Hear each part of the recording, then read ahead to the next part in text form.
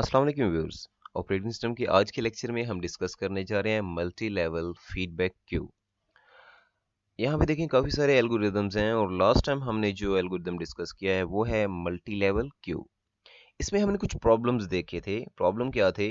इसमें Q starvation का problem था। क्या होता था कि मल्टीपल क्यूज तो थी इसमें। हमारे पास एक टॉप प्रायोरिटी क्यू है, तो उसमें जो प्रोसेस आते हैं वो सबसे पहले चलाए जाते हैं, और जो लोएस्ट प्रायोरिटी क्यू है इसमें जो प्रोसेस आते हैं वो एंड पे चलाए जाते हैं। जैसे जैसे क्यूज की प्रायोरिटी हैं ऐसे ऐसे प्रोसेस को टाइम मिलता है। तो प्रॉब्लम ये था कि जो टॉप प्रायोरिटी क्यू है उस वाले प्रोसेस तो जल्दी सर्व किए जाते हैं, लेकिन जो बाकी क्यूज हैं हो सकता है वो स्टार्वेशन का शिकार हो जाएं। अगर यहाँ पे प्रोसेस आते जाएं तो बाकी सारी क्यूज स्टार्वेशन का शिकार हो जाती हैं। तो ये इसमें प्रॉब्लम था जिसको उसके अंदर कवर नहीं किया गया था। आज हम डिस्कस करने जा रहे हैं मल्टी लेवल फीडबैक क्यू। तो ये प्रॉब्लम इसके अंदर थ्रू एजिंग हम डिस्कस करेंगे। तो देखें, यहाँ पे मल्टी लेवल फीडबैक क्यू को डिस्कस करने जा रहे हैं। तो आपको यहाँ पे नज़र आ रही होंगी 3 क्यूज़। मल्टीपल क्यूज़ ही होंगी यहाँ पे भी। 1 2 3 3 क्यूज़ हैं, और एक क्यू यहाँ पे जो टॉप पे आपको नज़र आ रही है ये टॉप प्रायोरिटी क्यू है।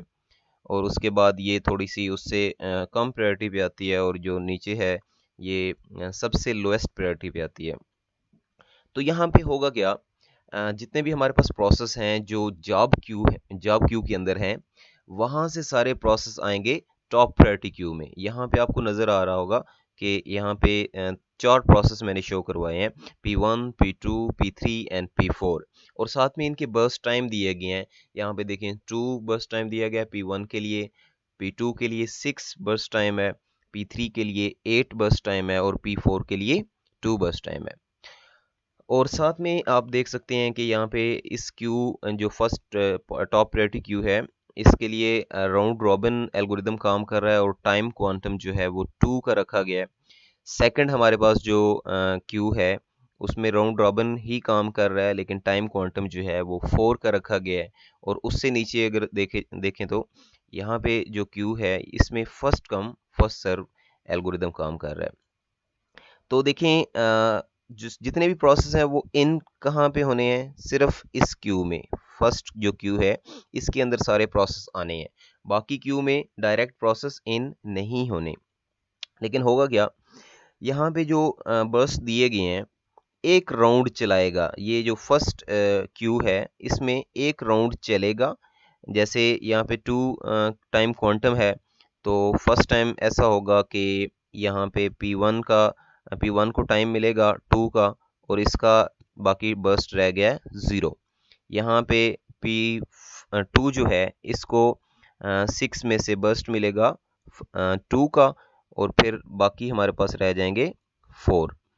यहाँ पे P3 के लिए इसको भी, क्योंकि ये एक राउंड चल रहा है ना, सबसे पहले P1 की बारी आएगी, फिर P2 की, फिर P3 की, फिर P4 की।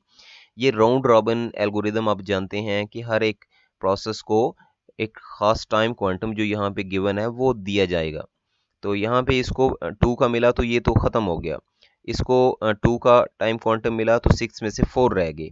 यहाँ पे 8 थे तो 8 में से 6 रह जाएंगे।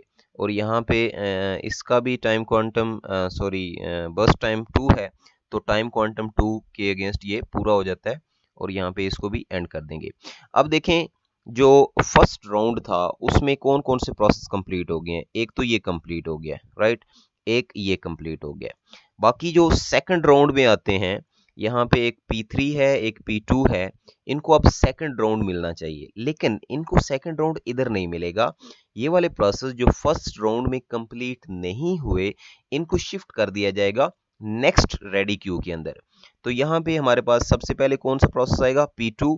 ये देखें, इधर से यहाँ से आएगा और इधर से ये इंसर्ट होके यहाँ पे स्टॉप पे आ जाएगा। तो P2 इज इक्वल टू, यहाँ पे मैं लिख रहा हूँ 4। ये 4 क्यों? क्योंकि अभी उसने 4 बर्स्ट टाइम लेना है। इसके बाद एक और प्रोसेस भी यहाँ पे मूव कर जाएगा, और वो कौन सा प्रोसेस है, P3। तो P3 भी देखें, यहाँ पे P3 इज इक्वल टू 6। अब जो जो प्रोसेस पहले राउंड में वहाँ पे कंप्लीट नहीं हुए वो सारे प्रोसेस इधर आ जाएंगे, और इधर आके क्या करेंगे, अब यहाँ पे आपने देखना है टाइम क्वांटम कितना है, यहाँ पे टाइम क्वांटम है 4 का।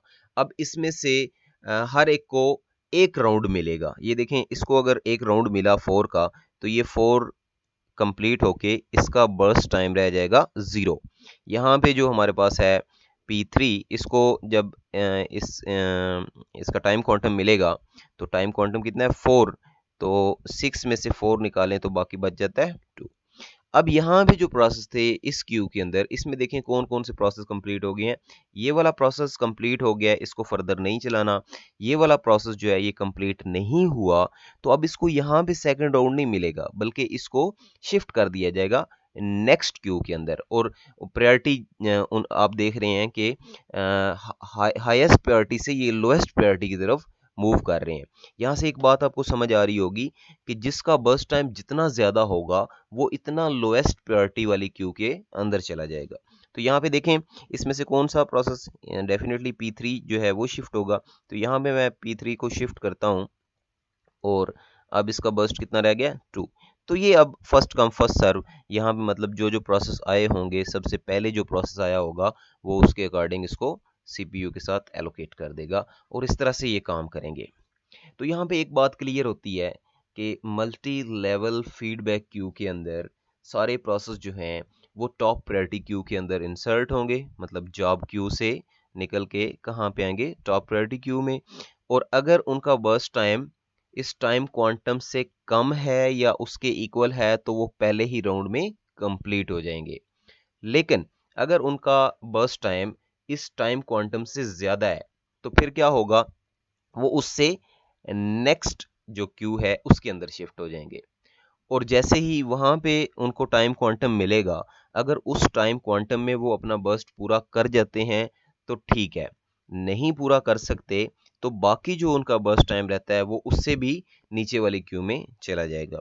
अब ये डिपेंड करता है जो इसका एल्गोरिदम बना रहा है प्रोग्रामर पे, डेवलपर पे, कि वो कितनी क्यूज यहाँ पे रखता है और कौन सी क्यू पे कौन सा एल्गोरिदम चलाता है, ये डिपेंड करता है। तो यहाँ पे एक चीज़ आपने देखी कि हम एक प्रोसेस को जो है वो डीमोट कर रहे हैं, मतलब हाईएस्ट प्रायोरिटी से लोएस्ट प्रायोरिटी की तरफ लेके आ रहे हैं। तो यहाँ पे हम प्रमोट भी कर सकते हैं, मतलब इसमें ये भी ऑप्शन होगी कि अगर एक प्रोसेस जो है वो काफ़ी देर से नहीं उसकी बारी आ रही, तो हम उसको प्रमोट कर दें। ये इसमें ऑप्शन दोनों साइड से है, मतलब हम डिमोट भी कर सकते हैं और प्रमोट भी कर सकते हैं। दोनों option multi level feedback queue के अंदर अवेलेबल है। तो ये टॉपिक यहीं तक था। होप सो आपको सारा कुछ क्लियर हो गया होगा। तो अगर कुछ नहीं क्लियर हुआ तो आप मुझे कमेंट कर सकते हैं, आप पूछ सकते हैं। नेक्स्ट आपके लिए एक छोटा सा क्वेश्चन मैं रख रहा हूँ, और वो क्वेश्चन क्या है, हमने डिफरेंट एल्गोरिदम्स डिस्कस किए। हमने first come first serve discuss किया, हमने शॉर्टेस्ट जॉब फर्स्ट डिस्कस किया, उसके बाद shortest remaining time first discuss किया, फिर हमने प्रायोरिटी शेड्यूलिंग एल्गोरिदम डिस्कस किया, उसके बाद राउंड रॉबिन डिस्कस किया, फिर मल्टी लेवल क्यू, और फिर उसके बाद मल्टी लेवल फीडबैक क्यू। ये हमने एल्गोरिदम्स डिस्कस किए। तो आपसे एक छोटा सा क्वेश्चन है कि हमारे जो करंट विंडोज़ चल रही हैं उसके अंदर कौन सा शेड्यूलिंग एल्गोरिदम काम कर रहा है। आपने थोड़ा सर्च आउट करना है और इसका आंसर जो है वो मुझे कमेंट करना है। अगर आपका आंसर ठीक होगा तो वेल एंड गुड, अगर ठीक नहीं होगा तो मैं आपको कमेंट में रिप्लाई करूंगा इसका जो एग्जैक्ट आंसर है वो। Thank you so much. अल्लाह हाफिज़।